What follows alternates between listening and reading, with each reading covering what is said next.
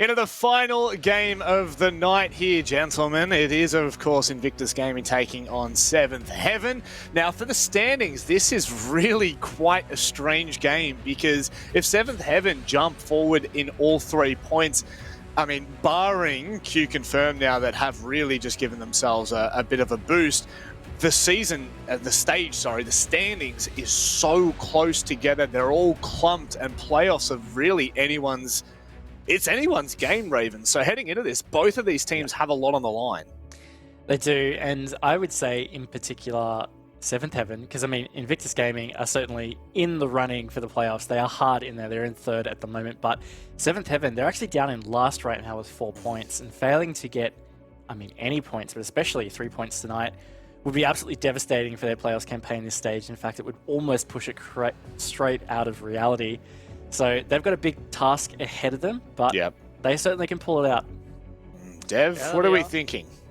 Well, it's hard really to place 7th Heaven. I think that stage 1, they shot above their station, and look, now playing with Cyan instead of their captain Ray does raise a couple questions, and I don't have all the answers yet. I'm not really sure whether they're going to be able to pick up their form. They've had some really good tight games, like just on Tuesday, 6-8 to Elevate. It's pretty close. That's really amicable effort to take it that hard against a team like Elevate, who has been so good. But you look at matches like their 7-2 smashing, getting destroyed by Wildcard, and that does start to really have some cause for concern. Now, they've just won the 1 game so far, and it was against Water, which is a team that they've beaten in the past, as is Invictus. Now, in stage 1, these 2 teams clashed on Chalet, and 7th Heaven won 7-5. It was a monumental moment for this team. In particular, Pika had a fantastic showing, and I'm really gonna hopefully see 7th Heaven continue to rise. I hope it wasn't a flash in the pan in stage 1, and I know that they're going to be ready to take the fight to Invictus. Well, unlike this conversation, this game is not a one-way street. We have another team to go into. We do, of course, have Invictus. You've mentioned them once, twice, maybe even 3 times there, Dev. This is their rivals. This is a big game, Raven, and big games require big players and big teams, and you don't have to look any further than Invictus. Yeah, no, very big opportunity for them to stand up right now and take an outright 2nd place for the end of this Playday and really cement themselves in a big opportunity to take the direct invite to the Mexico Major. So this is certainly a big deal for both of these teams, but definitely with Invictus Gaming. And of course, there is a couple of players to keep an eye on this stage. Some people are probably expecting me to say Hysterics. I tell you what, I say Speakeasy. This man has been having a fantastic stage, top of the league in both rating and KD. On top of the fact, he went nuclear on Tuesday against Q Confirm. Yeah, he's in some seriously dangerous form right now. Dev, he really was leading the charge, but how have you felt about Joe coming into this roster? Look, Joe has, I think, made a positive impact so far. I feel like he's at the point where we're no longer asking questions, is this the right thing? Especially because he's got such significant shoes to fill, right? Ysera and Lunar Metal played not only Rainbow Six, but esports even prior to Rainbow Six coming out for such a long time, right? So breaking up this duo, you better hope it's worth it. And Joe, I think, has filled in those shoes. But look, just to your point, Raven, about Speakeasy, right? I think Lunar Metal came out after the game and he said, look, guys, I know it just looks like Speakeasy went off, but that game really felt like we played well as a team. And as a team, that's how we want to play. Speakeasy going off was just the cherry on top of that. But I think Luna is now really confident that they're back and playing their play style and that they're communicating better as a team. And do you want to know what I'm really confident about? You don't have to say what, I'm going to tell you. It's the fact that we need to have a look at the vetoes to understand where we're going to be going. And that's right, we're going to bring them up in front of us here. Raven, I'm going to give it back to you once more. We're going to Xenox's favourite map in Villa. We're going to find a different joke for this one, I'll tell you what. The poor guy's probably sitting in the background sweating bullets, but we are going to Villa. What are we thinking? Look, I think this is a very interesting map pick. I'm feeling, my gut instinct at least, is Invictus on this one. We haven't seen a dramatic amount of Villa from 7th Heaven in APAC South. They have actually played it quite a bit in their local national leagues and to quite good success. But yeah, it doesn't feel tested at this stage or at this level. So I don't know, hard one for me to gauge. But again, gut feeling is Invictus after seeing that it's Villa. Dev? Yeah, I got a fun fact for you. I don't Here we necessarily go. think this stat's very insightful, but yeah, the first time these two teams ever played each other in an official match was on Villa in the second Playday of APAC North last year, almost exactly a year ago. It's a year and a couple days ago now, so that's pretty cool. Now Invictus obviously won that. At the time, they were the top of APAC North. Things have changed though, and yeah, I think it's going to come down to how these teams play. Obviously, both coming off roster changes. Invictus look like they have integrated Joe pretty well so far, but it's Seventh Heaven and Cyan that I'm mostly looking at. We didn't talk about him a lot earlier, but he is, I think, one of the things that is a bit different for Seventh Heaven, playing without Ray. So yeah, I'm eager to see how that pans out and whether Seventh Heaven can make it 2 stages in a row taking down Invictus. Well, not only that, Raven, but also the fact that we've all predicted 4IG. It feels like there is a bit of weight on Seventh Heaven's shoulders, even in that statement. Do you have any kind of win conditions for them heading into Villa here? Play like they did on Tuesday. Honestly, like whatever they changed within their playstyle, Lunar Metal did allude to the fact that they tried something a bit different that they hadn't already been doing to this point. Whatever it was, I think, yeah, try replicate it on Villa because it seriously worked very well. I mean, Health before that they got completely outgunned, outplayed, outmaneuvered, I thought was a great one to say because that... Yeah. I honestly don't really know what you just said at the very end there, but I agree, Raven. Yes, I nod up and down with that. And with that, we're going to throw it over to 2 of the best in the business, Scuzz and Xenox. Enjoy. Thank you very much, Manic. Best host in the business as well. I mean, it's just the best throwing to the best. I mean, it just doesn't get any better than that. Unless you are an Invictus fan, because Guz, their fortunes have thoroughly turned around here for stage 2. Yeah, they've really started to bounce back. I guess they need to really put a sealer on the board, though, and really make their statement known, try to edge up higher in the standings. Seventh Heaven, on the other hand, this is almost their last-ditched attempt to keep their playoff stream alive. If they lose here, it's not looking good. Certainly not, as we head over to Villa for what will be our final match of the evening here for Playday 5 of APAC South Stage 2. Invictus Gaming versus Seventh Heaven. Unfortunately for Seventh Heaven, they're down in 8th. Man, I just got to say, Villa is just such a great map, of course. In the rolling hills of Tuscany, Italy, just absolutely adore this one. While we're on the topic of Italy, Xenox, who are you backing for Euros? Italy or England? I think I have to go for Italy as my fiance is Italian, so I think 2006, dude. 2006. Yeah, as an Australian, of course, I'll always remember 2006 and that dive, but it is what it is. We move on, and, well, let's move on to this particular game. Thanks for asking for my opinion on the match. I didn't really care to ask. That's okay. Do you want... Okay, yeah, go. What's your opinion? I have no idea. I'll just go England 1-0. Boring. I haven't been watching any of the Euros, so I have absolutely no idea. But one thing I do have a clue on, at least I think I do, is Siege. As we jump into the ban phase, Flores and Thatcher take it off. That's going to make attacking really, really fun. /S. It's not going to be fun. It's going to be hell on earth on Villa, clearing utility. It's going to be very, very tricky. Well, my taking off the board does alleviate that pressure a little bit, forcing teams to play the Jaeger to protect said util. Clash to round things off just reduces the frustration factor here a little bit, and doesn't mean that Luna can play the Clash. You can't play it anymore, which is a rip. I mean, it is a rip, I guess, yeah. Seventh Heaven on the defense, Invictus on the attack. Obviously, I had a quick look at the wonderful dev match tracker in regards to Seventh Heaven on Villa.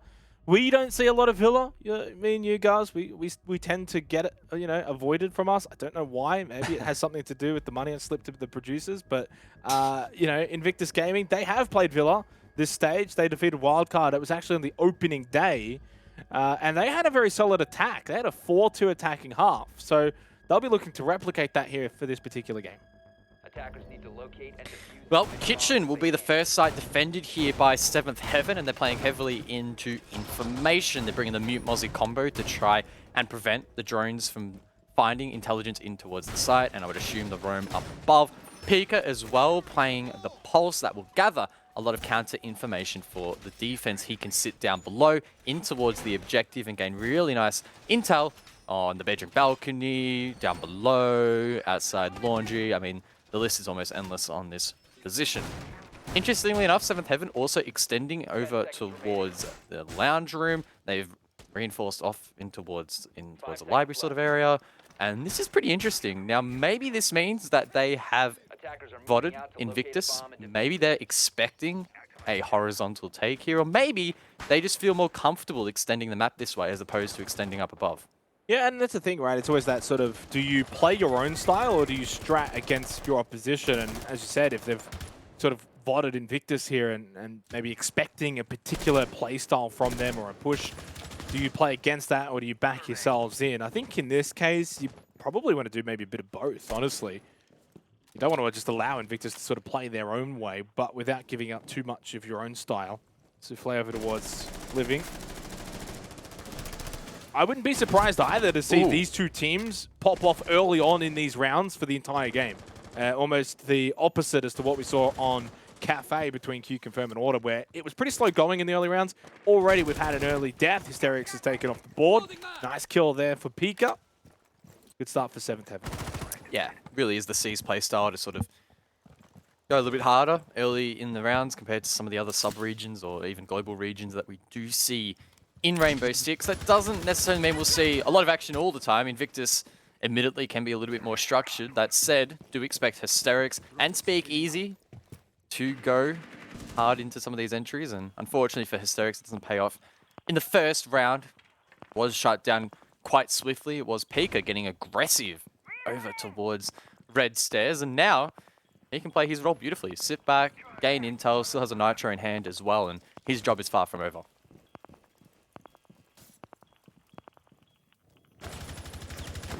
Things have just slowed down over the last 30 seconds or so. Pika with the heart sensor looking above. Still has a Nitro cell in the back pocket. He wants to try and get greedy and look for Joe on that sledge above. 1 minute left in the round. Maybe it's that go time. Throws it out, but just perfectly timed from Joe to walk away from that and avoids it completely. A bomb has been located. Invictus, not contested up above the extension, remember, was horizontal, giving them free reign to gain lines of sight down below, but with 7th extending outward, it doesn't really mean a whole lot here for Invictus. Sure, they can cut off rotations, they can force players off-site, but if there's no one really there in the first place, they're not really going to do a whole lot. As I say that though, Spirited is taken down on the vert. It's a good pick back for Invictus, who with 30 seconds to go need to shape up for an execute, and I would assume that Laundry might be the play, or they might just jump straight into Closet. 20 seconds left into this opening round. It's a little bit of hectic start, no, but then this is has gonna be slowed bad. down. Flashes going in. Pika looks into the corner for a split second. Oh, they completely avoided him.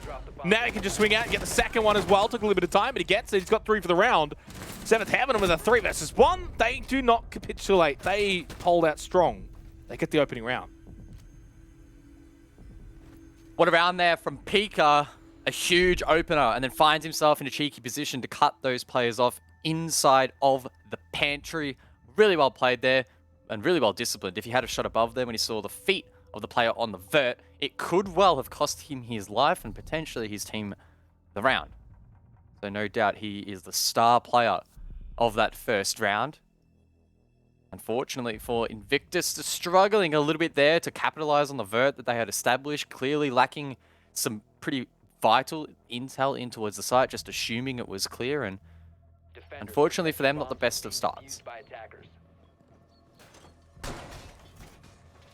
Fortunately, though, it's only the opening round, guys. If we think back to our last matchup, Order had that really awesome opening round, and we thought, oh, here we go. And, well, they only picked up 2 more for the rest of that map. So that's how that kind of went from there. For 7th Heaven, they'll be hoping that doesn't translate over to this particular game, which I don't think it will. I mean, it could happen. I just think that that was a very clean round from 7th Heaven. Played it pretty well. Got that opening pick, and from there, they were able to really capitalize as they move over to AVG for this second round. 5 seconds left. With the mirror on the board, it's only going to amplify the difficulty curve here for the attack. Once you've cleared all the utility around the site, without a Thatcher and a Flores, then you're going to be facing black mirrors, and actually entering in towards the objective will no doubt be a challenge.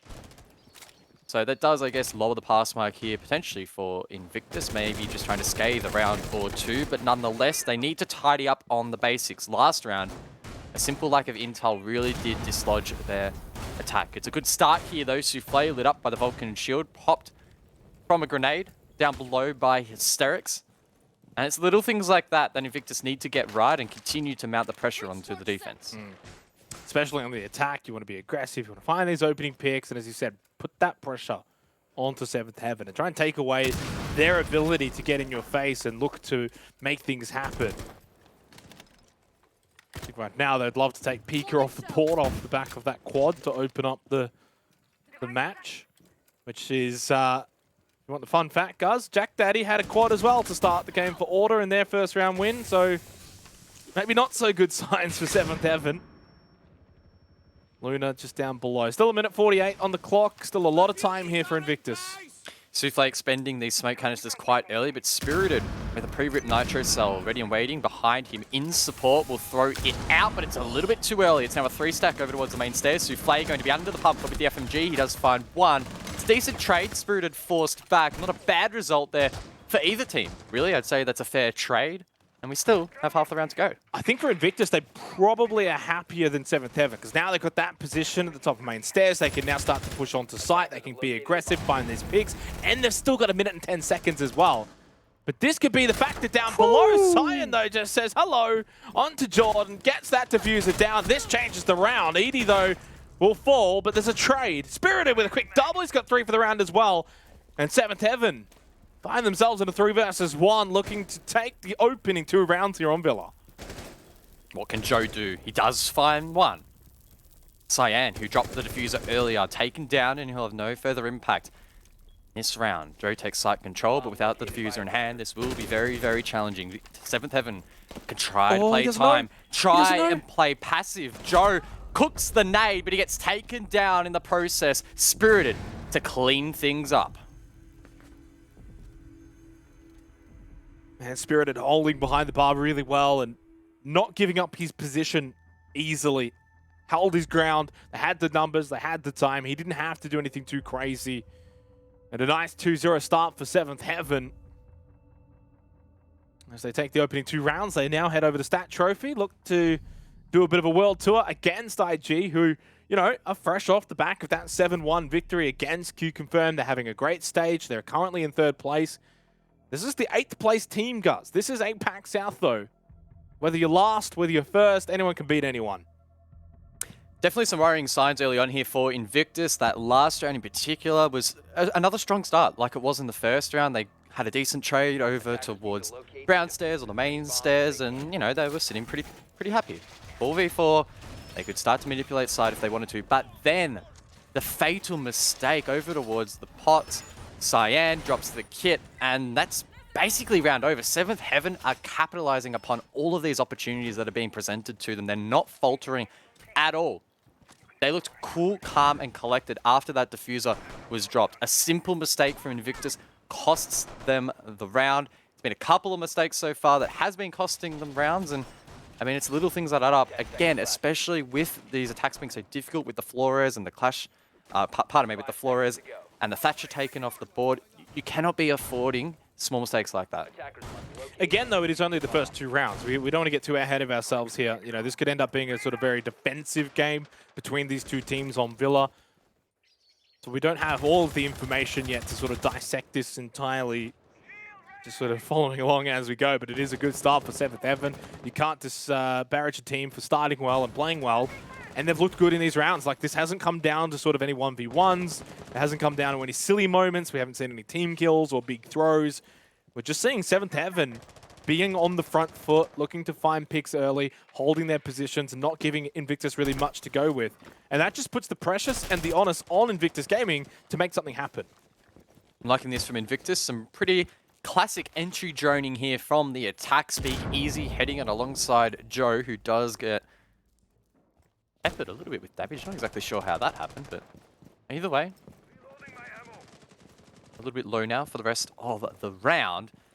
Of course, these attackers down below could do some damage. Joe has 2 frag grenades. Speak easy as well with his launcher could clear utility as well, such as the deployable shield that was placed down by Spirited. Not sure exactly where it is located. In fact, he's just picked it back up, but if he places it where he's standing right now, that could be pretty easily taken down below. Souffle, meanwhile, he is a player to watch. Hasn't had an impact in terms of the frag department just yet, but he is setting up very nicely for a flank.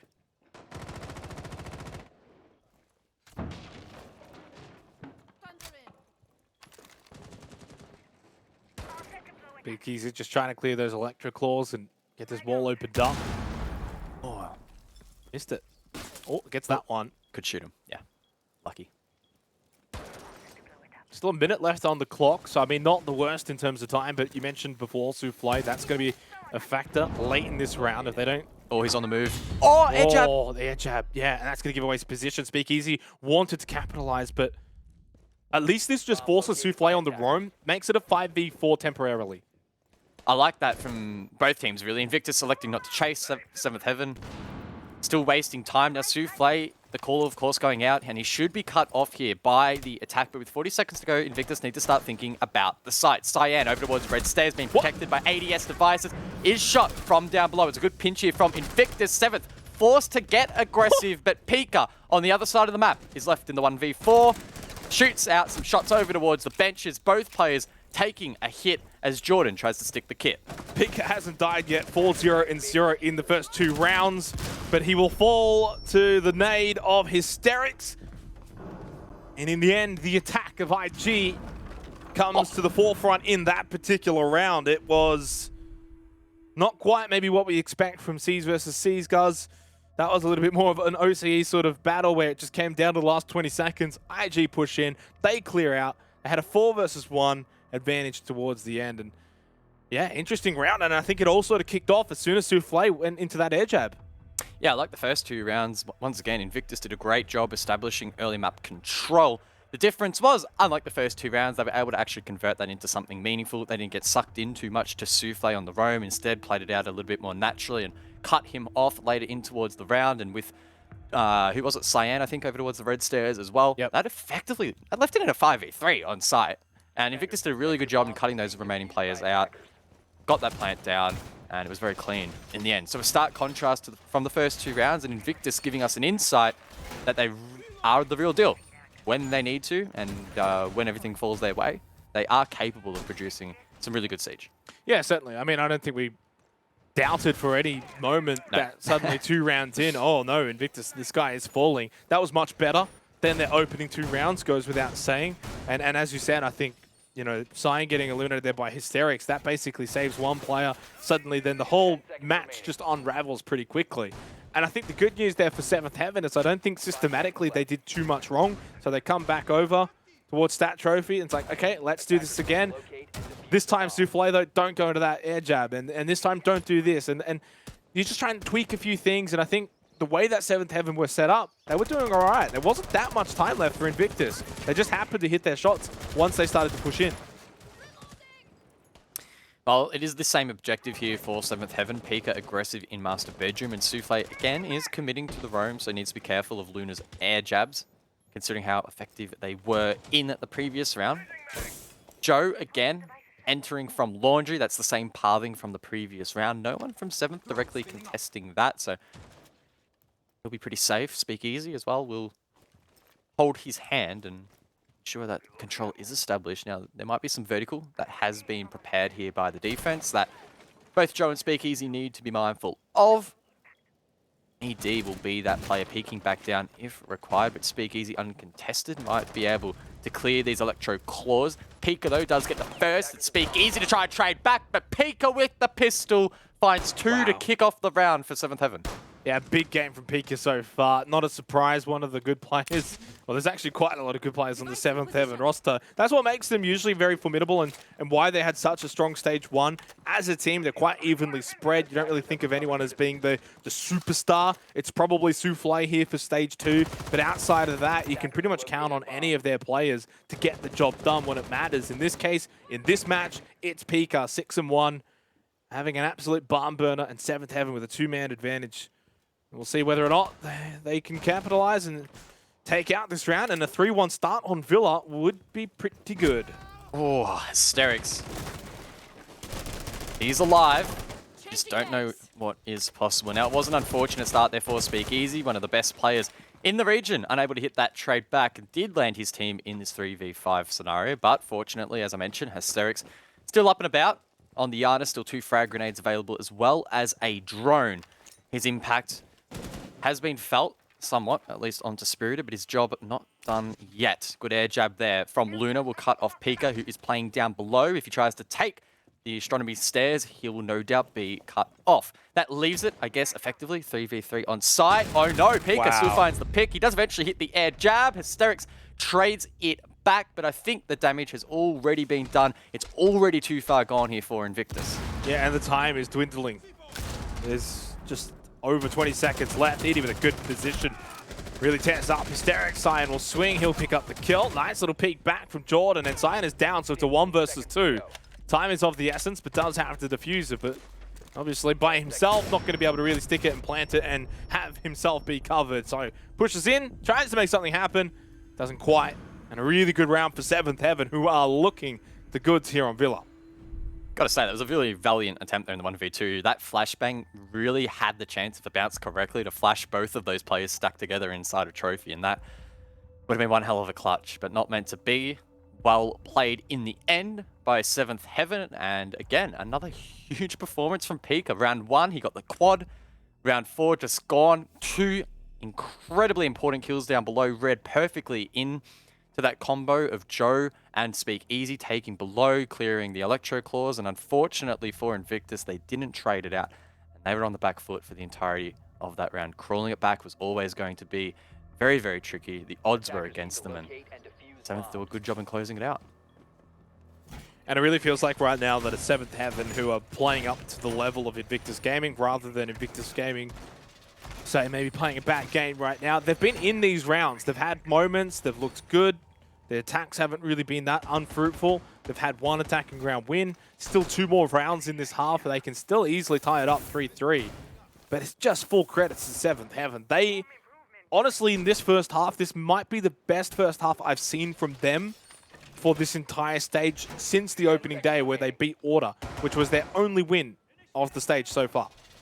5 seconds left before insertion. Attackers are moving out to locate. Wouldn't it be massive 7th Heaven to get 3 points in this matchup? And oh, I know we keep saying it, but it would make APAC South even tighter if it couldn't already be close enough. It's just absolutely crazy to think and say out loud, but always got to take it 1 step at a time, and Villa can be pretty wild. And with those bans, again, going to be heavily favoring, we're anticipating, the defense. So Invictus is looking to post a couple of rounds and have a glimpse of brilliance. They could well take a second here in round 5. Pika, though, he's alive. 7-2, probing over towards airlock. Doesn't quite find the pick there on the window.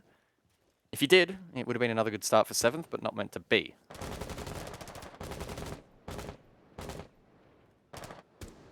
Yeah, this is where things could really get out of hand now. 7th Heaven really pull away at the end of this first half, and whether they get out to a 4-2 or 5-1 sort of lead, that makes it difficult for IG to bring it back.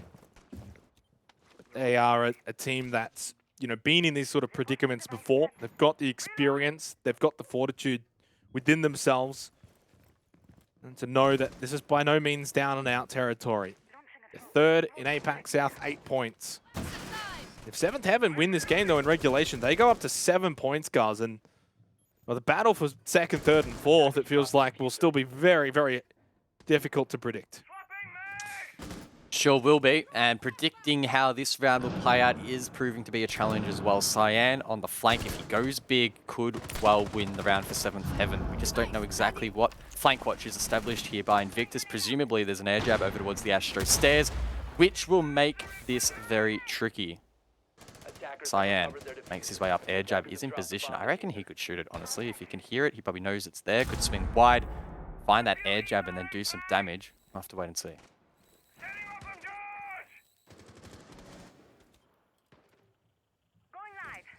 Invictus Gaming really taking their time here with this attack. Towards the late end of this 5th round, 40 seconds left. Still not a lot of movement. Still a lot of nades available. Only 3 drones up, so not a lot of information towards the final second. Cyan, though, will be the first death. Opening kill goes to Hysterics, makes it a 5 versus 4 with 25 seconds left. That makes things really difficult now for 7th Heaven, who are relying on their utility, staying up. Invictus trying to clear it, but not much time left. It certainly isn't. Luna's down, though, and now out for the count, courtesy of Pika. Souffle with a cheeky little angle finds the kill onto Jordan. Might just get a second one here. The swing, and he's successful from Hysterics. But Pika, yet another kill. Yet one more for the tally. Might be even more to come. He gets stopped eventually. But it's 7th Heaven who went out in the end. What a chaotic round. 4-1, though, is the scoreline for 7th Heaven. And Pika goes big once again.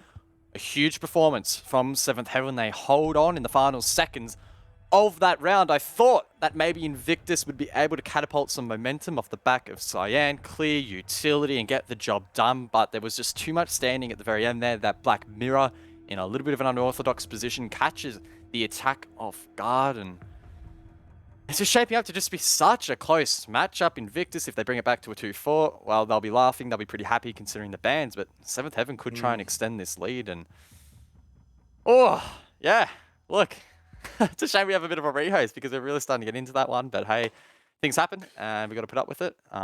Gives both of these teams, I think, an opportunity to take a bit of a breath because this has been a high-intensity matchup. There has not been really much of a break outside of the selection phase.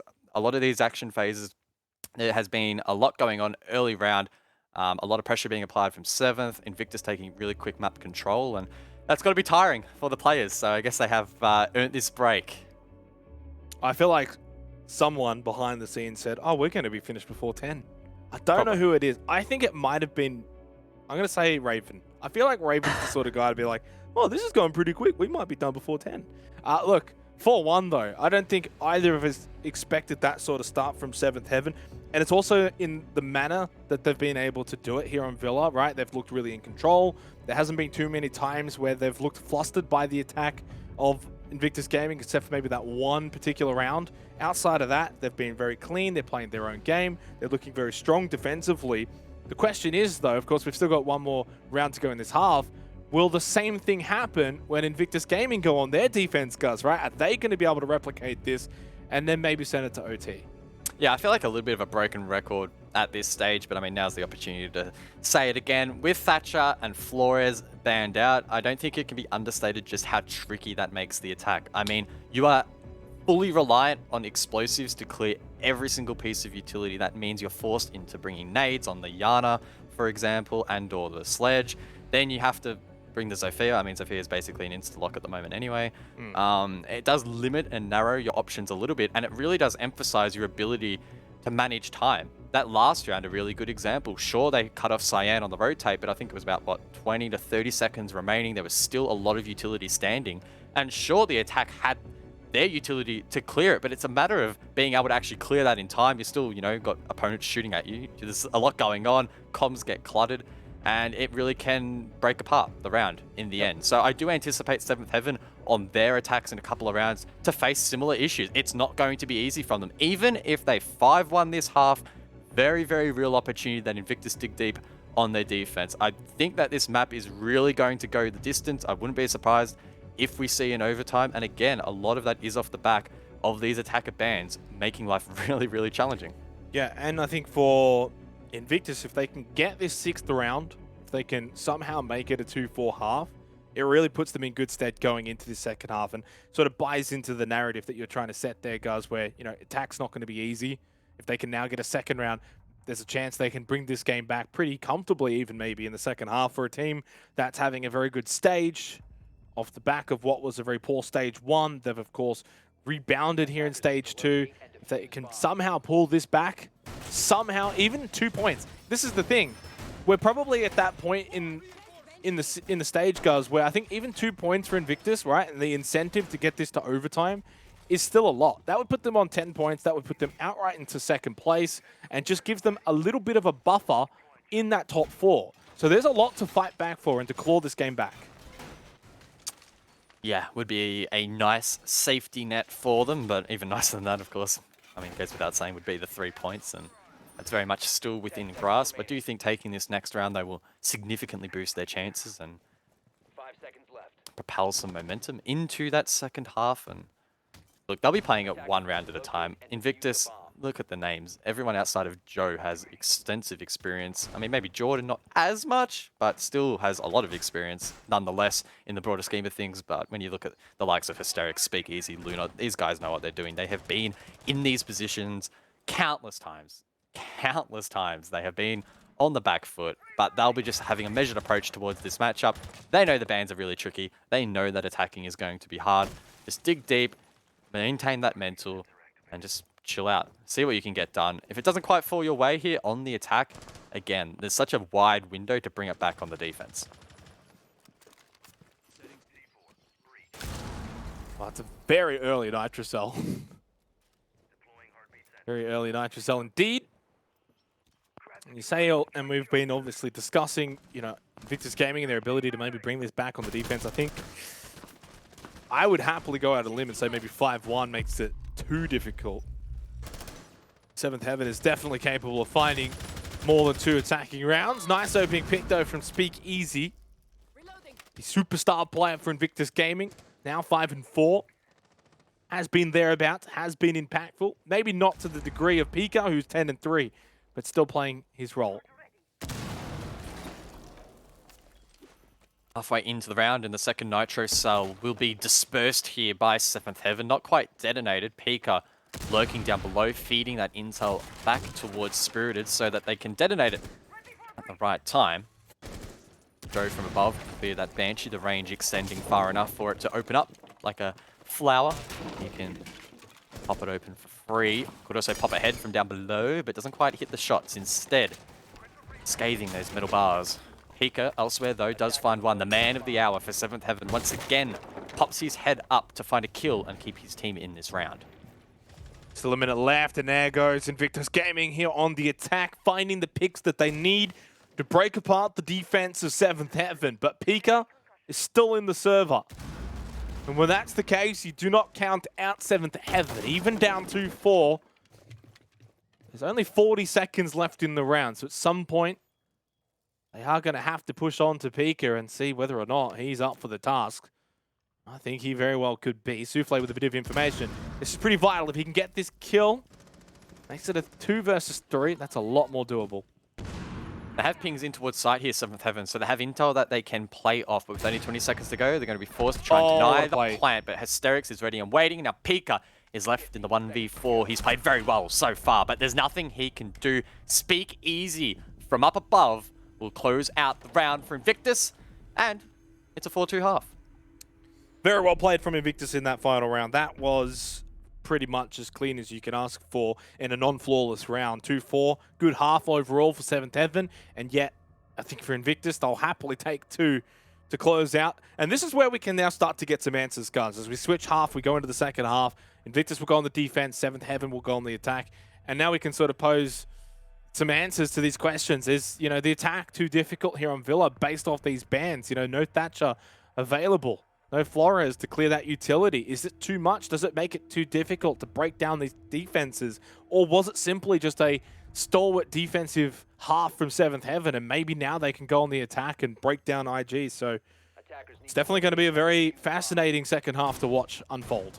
Well, what I will say is we're already seeing some really deep thinking operator selections here from both teams, right? So Invictus, they're playing heavily into utility, right?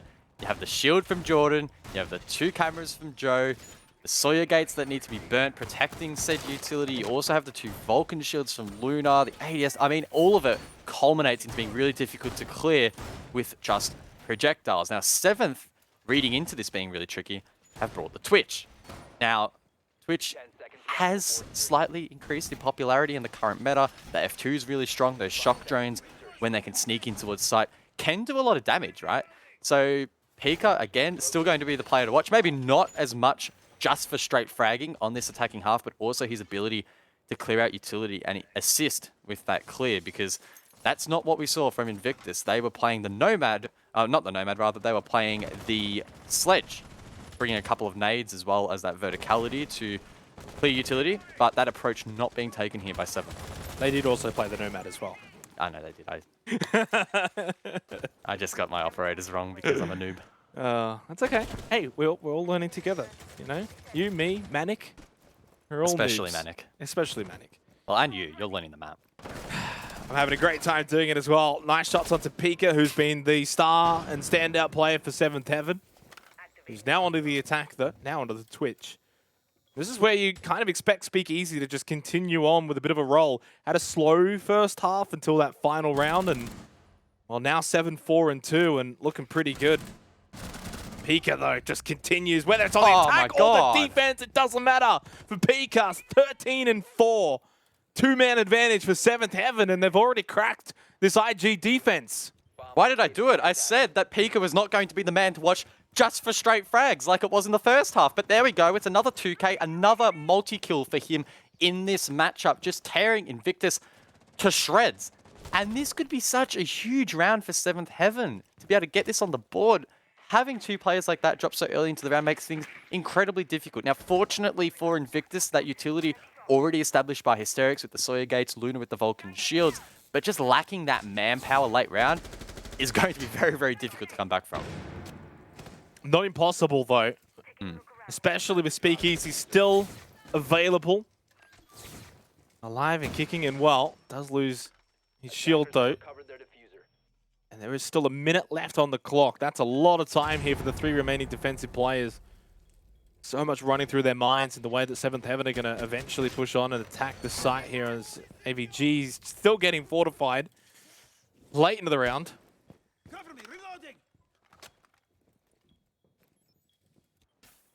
Speakeasy still in a powerful position over towards Study. A long line of sight down towards Model, and he can inflict some shots. But now he is stranded, prone in towards the site. 7th Heaven should be able to claim this kill. Speakeasy is in a terrible position, but maybe he can still find some picks. No, will miss those shots. Pops up, finds one. Doesn't get the second, though. Jordan and Joe need to hold on. Well, they're going to be careful here because they're both standing so close to each other. Joe, though, trying to fall back into the vault, and he unfortunately loses his life. Jordan, solo, last player alive. Now the Gas Babe goes out, takes a hit. He probably doesn't even know where that's from. There's just players everywhere, surrounded. What an attacking round for 7th Heaven, and honestly, guys, a bit of a statement round as well, that it's not all about their defense. They can do it on both sides of the coin. And they have taken a very significant lead, 5-2, 2 rounds away. Well, there might be a lot of utility to deal with, but if you can find a couple of early picks, like I mentioned, that ability to overwhelm the site with just sheer manpower at the end was what won 7th Heaven the round. There were just too many angles. I mean, it's simple enough to say, and I know it's not the deepest of analysis, but there was literally just too many angles at the end there for Invictus to take care of. And it's physically impossible for them to win that round, provided 7th Heaven cut off those players correctly. They did. They get the round. It's a really big confidence booster now for them on this attack. I will say, though, that they haven't necessarily been tested in that more traditional 5-on-5 with utilities still standing. That is going to be the real test, but maybe we don't even have to get to that point, right? If you can have a player get a couple of opening picks in each of these attacks, maybe you don't even have to worry about that. Well, it just makes this a bit more of a longer journey back for Invictus Gaming, less room for mistakes. Now they can't be slipping up. Bit of a sound bug here, as we saw, and they are just taking a bit of their time to get themselves sorted. I guess maybe good timing for Invictus, if I'm going to be completely honest, guys, because they could probably do with a bit of a technical timeout here to also maybe go over some things, because 7th Heaven looking pretty good here. They got them on the ropes, and it would be a big result for 7th Heaven. You know, in the earlier matchup tonight, we had the Chiefs and their victory, and beforehand we were talking about how it was that sort of must-win, keep your season alive. Well, 7th Heaven's in the same boat, but they're going up against Invictus Gaming, who obviously are in some hot form, and honestly, 7th Heaven looked like the team in third. Yeah, it's just so wild that this league teams can just continue to produce results. It is not top heavy by any respects. Invictus, despite being one of the best teams in APAC last year, still finding their feet here in stage 2 of 2021. Keeping in mind that Invictus' stage 1 was pretty disappointing. They're looking to bounce back, but 7th Heaven, as you mentioned, putting up such a good fight. Now the job, again, very far from done. I want to reiterate that the attacking bans, again, are going to make this so challenging. And winning one round is almost like winning 2 with these bans. You need to just continue to fight really, really hard. Now, like I mentioned as well, if Pika can keep finding a couple of entries, well, hey, that makes everyone's life easier. But I don't see that being a consistent strategy going forward. Invictus should be tightening up a little bit off-site and not having that issue. I would hope, right? They are the third place team. Well, you've doubted Pika once. Don't doubt him again. He's not going to let you down. Good start in the second half for 7th Heaven. Is he going to give me up? He'll definitely give you up if you keep doubting him. And Will he turn around and desert me? Protect your bombs from being used by attackers. I'm surprised you're even old enough to know that, guys, not going to lie. That is very fair. I think that song probably came out about 50 years before I was born. Oh, I don't know about that. Not like, I think it's more like 20 or so, but anyway. You reckon that song came out in 2001? Surely it was like 40 years ago, right? I thought you said before you were born. True. That was the year 2000. That's when the world got a whole lot better. Did it though? 10 seconds Think so. left. I don't think so. Anyway, Invictus Gaming, they need to get a whole lot better here. Nice little segue there to get back into this game and away from Guz's nonsense. They need a round win. Simple as that. Luna, by the way, 0-6. Haven't really sort of touched on that. Unfortunately, Jordan also 2-5. It hasn't really just been that great of an effort from Invictus Gaming so far here on Villa. And 7th Heaven have really put them to the sword. And by 7th Heaven, I mean Pika. Invictus, though, not backing down. Getting a little bit aggressive here is Hysterics. He's on the laundry hatch. Much like Invictus, 7th Heaven will take control of Kitchen very, very early here with the Zofia that allows them to clear utility from below. In this case, it will be the mute jammers from Hysterics likely being used to deny the wall from being opened. No Kaid being deployed here by Invictus like their counterparts. That would, I guess, arguably make things a little bit faster here for 7th. But they still need to be mindful of Invictus, who could try and catch them off on the roam.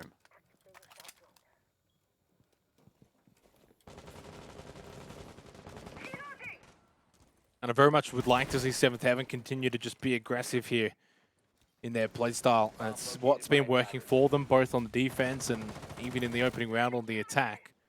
If you've just tuned in, or maybe only caught the last couple of rounds, it was a 4-2 opening half to 7th Heaven. Of course, they were on the defense. Nitrocell from Hysterics is perfectly placed. He's got the double. Sheesh, indeed. They are looking for the trade, and they are successful. 2-for-1s still in favor of Invictus, but at least 7th Heaven were able to get the one back. Yeah, a decent trade back there for 7th. Does make this round at least somewhat obtainable now. When with Pika on the board, hey, who knows what this man could pull off once again. No hard bridge, though.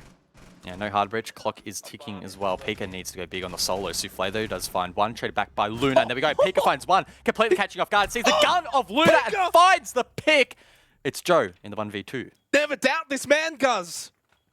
You said, nah, it's not going to happen again, but it is. 16-4. Fortunately, he's had a bit of help as well from some of his friends. And Joe, who's 3-6 on the Jaeger, is just looking a little bit nervous. He's got too many angles that he has to keep track of for a solo play, and there's still so much time. He gets droned out back now through Astro, expecting to push the nade, just force his position back over to Stat, and AD will finish it off.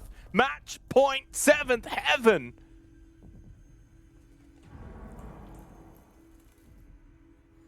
Well, if you want to stamp your authority, this is the time to do it. Send a message to the rest of the league that you are not staying down the bottom of the standings.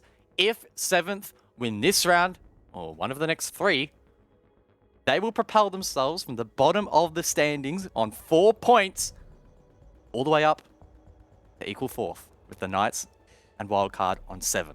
You know, I just got to say, just so everyone knows, I did actually originally predict 7th Heaven, simply memes, right? Because obviously Raven chose Invictus, so I was like, oh, well, I'm going to pick against Raven. I'm going to go 7th Heaven. But I doubted, guys. I second-guessed it, and I thought, oh, Invictus are looking good. They're having a great stage. This should be a must-win. 7th Heaven, a bottom 2. I couldn't do it. I couldn't do it. I thought, surely Raven will get this one right. And it hasn't happened.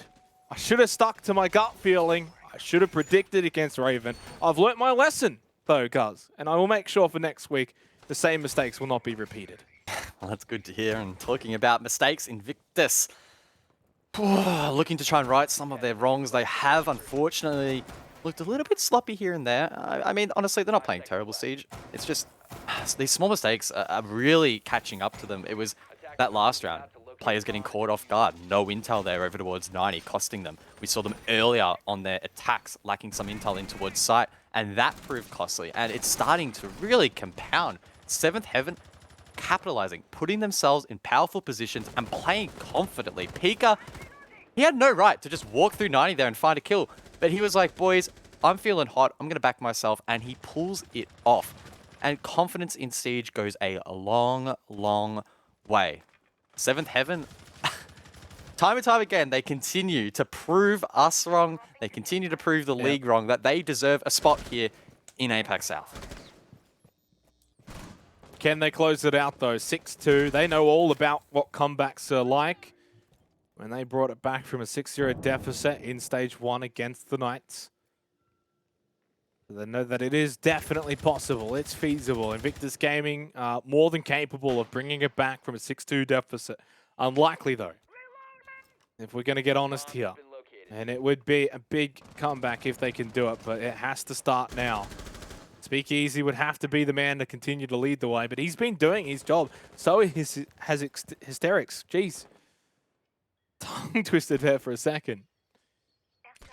And the thing is, I mean, for Pika, 16-4. A lot of it has actually been off his own work, though, guys. And we saw it at the back end of that last round.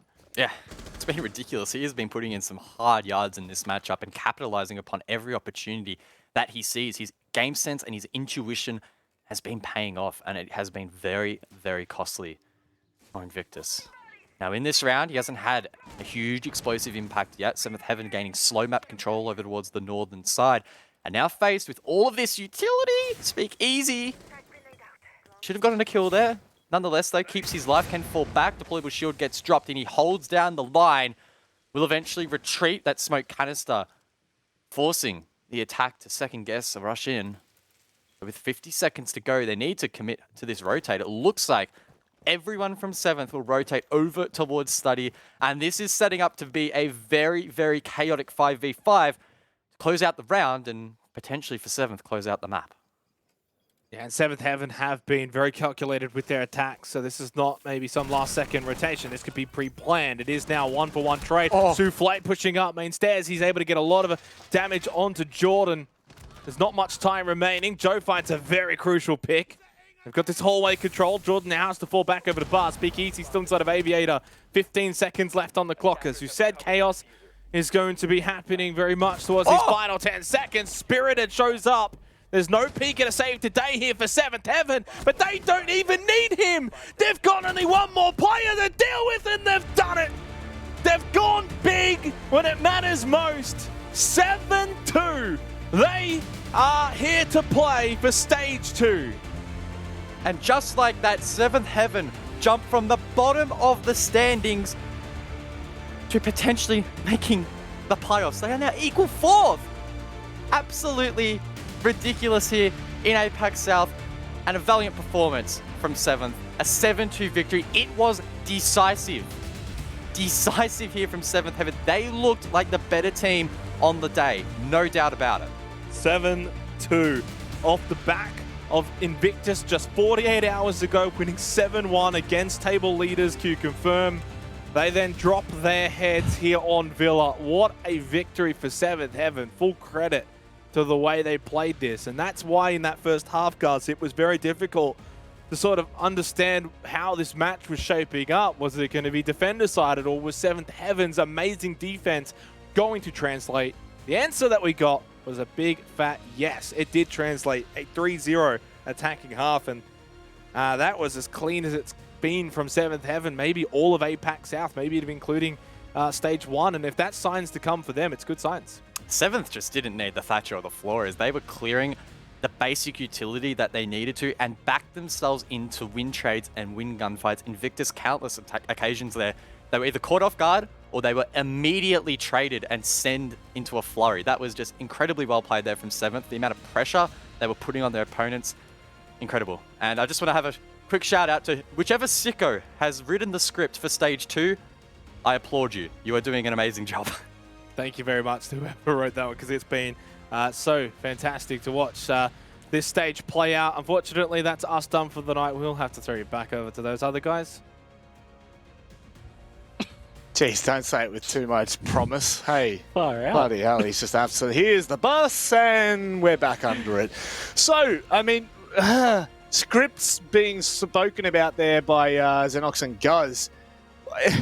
The fact that 7th Heaven are able to do that, Raven, just really... It kind of blows your mind when you think about what's really happened so far in Stage 2. Oh, totally. I mean, 7th Heaven's certainly been struggling for form, but Invictus have been looking like a much better team so far. And Tuesday, Invictus 7-1, the current top of the board team, Q-Confirm. And now here they are getting 2-7'd by the bottom team. It's just, I don't know, that's the kind of thing that gives you whiplash. Yeah, it's kind of thrown me out a little bit, but one person who is throwing out all of the love is one of our favorites. It's ED. Welcome to the broadcast once again. It is great to see you back here, ED. How are you feeling after what was an incredible win for you guys? Hi, it's been a while, like me to see you guys. We are struggling for a while. We got lost when we against Confirm and hard loss against Wildcard. So we all know that we are not in a good shape. So we tell ourselves we have to be calm right now, because this victory is very important to us. So we really put a lot of effort on it, and so it's I'll be very pleasure that we get today's win. Yeah, ED, I can see you got the bubble tee. Is that a jersey? Can I see the drip? Can you show us the Oh show us the jersey? yeah, do you like our new jersey? Ooh. Yeah, damn. It's very clean. Yeah. I love Yeah, it. it's I love it. Kind of sponsorless, but still good. Now I wanted to guys ask want- you about. I was going to ask you about your roster change. Oh yeah, You've got change. Cyan who's replacing Ray. Could you explain what's happened there? Oh yes. So about the roster change, like Cyan was my old teammate, like 07 Heaven teammate. He's been playing with me like already 3 years. So about the roster change is because Ray has some personal individual issues. So for a team, we have to find a more suitable person to fit this empty spot. And the first guy come in my mind is Xiang, and yes, it's Xiang, not Cyan. Sorry, he's a bad English speaker, so yeah, it's Xiang. And so yes, so he tried very hard to suit us in, and like you can see, he performs very well, and I hope he can performs very good continuing. Yes. Yeah, look, very quick, simple question from me, ED. Now you guys Yeah. have hit this kind of form against IG. Do you feel like this is the standard for you guys now? Like, do you feel like you have found some comfort, or maybe still some trouble patches for the rest of the stage? Yeah, definitely we feel more we have more confidence right now, because like I said at the very first beginning, we won the order. We won against order. I told you guys our goal is want to make him play off again, but we lost 2 heartbreaking fights. So yes, today we win against IG. It's really important to us. Also to me, you can see I'm kind of upset right now, and my skin is it's not good. But today, but after today's win, I believe we will be better, and we can definitely have some impact to the rest of the match. Now, ED, have you upgraded your chair once again? Is that? Can I see that behind you? Is that a swivel chair now? Is that what we've got? No. This chair is my daddy sent to me. Like he saw the interview. Like I said I need a gaming chair, but he said, "Oh, gaming chair is kind of too expensive, but this chair is good. Let me buy to you." And I bought this from IKEA, and it's kind of good. I think it's Great. more comfortable than gaming chair. Yeah. So me personally, IKEA chair better than gaming chair. Okay. Good. That's a fantastic one, ED. Any final words before we let you go, my friend? Thanks all the supporters, thanks all the Seventh Heaven fans. Like we have been struggling for a while, whether in national or in pro league. Like, but all the guys are keep supporting us. I'm very touched for this, and once again, thanks everybody, and love you, Caster. Good. We love you too, ED. Good luck against the Knights next week. Okay, bye bye. Oh man, love him. still just one of the So best good. in the business. One of the best in the business that there is. And look, to be honest, that's back to some good form for Seventh Heaven. You can hear there the kind of dismay that they've had over the past couple of weeks, Dev. But it seems like they're starting to get a little bit better, a bit more of a better picture. Sorry, I should say. Yeah, totally. I definitely think, like ED was saying, gaining a little bit more confidence now. I also think, this is kind of like what you, I guess, asked in your question, Raven. I think Seventh Heaven have actually set a standard for themselves now because they've beaten Invictus last 2 times they've played. Through Invictus going through Invitational and, thick and thin on their side through Seventh Heaven facing their own challenges. I think Seventh Heaven have now stepped up and said, look, we're no longer a bottom team. I think Invictus have shown that even though they can have pretty amazing performances, they're not consistent yet, and Seventh Heaven are going to make them pay for that. So, yeah, look, Seventh Heaven made playoffs in Stage 1 when there wasn't a major spot on the line, and even though they started tonight in last place, I definitely think they have a shot to do so all the way to Mexico, baby. Yeah, let's do it. When you're talking about the standings, we're not going to go to that yet. We're actually going to have a look at how the games have all played out because that will kind of give us a good picture, Raven, as to what we're going to see in the standings, which is absolutely absurd right now. But look at these games. Nothing in overtime. What? No way. I don't think we've seen that since the first Playday. A little bit cleaner, though. Yeah, it does look like a bit of a cleaner scoreline. Those first 2 games both felt like they could have easily gone to overtime, though. But it's been an incredible night, honestly. We've had... I mean, it's so hard to actually say we had upsets in APAC South because I just don't believe they really exist in APAC South anymore. It's just... no win is really that impossible, so is it really an upset at the end of the day? It's just absolutely crazy, but certainly those 2 first games in particular, I felt like they were absolute bangers, really exciting matches to watch. Chiefs Knights in particular is always a bit of a favourite for me. I feel like the kind of siege that we get out of those 2 teams when they play each other is just really enjoyable. It's pretty crazy to watch, that's for sure. Now, we'll have a look at your favourite segment of all here, Raven. That is, of course, the predictions. None other than the predictions. You are sitting on 5 and 15. It just seems to be getting worse for you. Are you ever getting out of this rut? What is going on? Did you get 2 tonight? You did, didn't you? Yeah, I actually did. You know what? Yeah. I feel like I've been getting better. But no, look, again, I look at the variance in all our scores and I feel like it shows what APAC South really is at the end of the day. It's pretty incredible. I'm just going to go out and say it too, I don't mind getting predictions wrong, to be quite honest. Like, I just enjoy the level of siege that we get in APAC South. I can see the eyes rolling from Dev. Hey, I mean, I'm the same boat, and also, when you're losing, it's also great to say things like that because it saves a bit of face for you. I was going to say, when the top predictor is, firstly, only a 50-50, and secondly, Xenox, you know that predictions are getting us. You know that literally the only place to go from here is up. Or actually, no, technically right now, I don't really know how Xenox is even close to that, Dev. You're smack bang on there. Let's have a look at the standings. We were alluding to them earlier, and now, lo and behold, far out. 2nd place all the way down to 8th. There's only 4 points that decide the difference, and there's still 6 points up for grabs. Whew, Raven, things are starting to get spicy, but the good thing is Q-Confirm have come back to fighting form.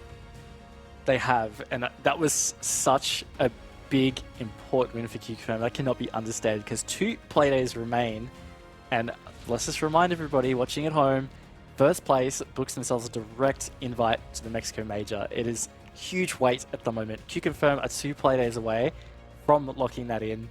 Massive deal, but they have people nipping at their heels, and with 2 Playdays, it means they aren't safe from anybody up until 6th place. So it's very open still. It certainly is. Dev, what is your conclusion as we come to a close? Look, man, even though Chiefs got the dub, they're still at the bottom. I think it's a bit grim for them. I know we've set a standard for them. I'm definitely looking at Knights and Wildcard and wondering whether it's possible for them to redeem their season, because at the moment, 7th Heaven is hungry for that playoff spot. And look, we could well go into playoffs with the top 4 teams being Southeast Asian. A big shock, I know, especially considering how strong Knights performed in Stage 1 and the fact that Chiefs went through in Stage 1 as well. But hey, it is possible. I think that we just have so much going on here in APAC South at the moment. Like, there's so many storylines for each team. Like IG, Elevate, 7th Heaven, Q-Confirm. Like, there's so much going on. It's just so difficult to cover it all. So I guess we'll just have to come back next week and watch it. Perfect segue. That's going to be us done, ladies and gents, as Dev's already alluded to. We'll be back next Thursday to run you through all of the action for the last 2 play days. But until then, good luck, have fun. We'll see you soon.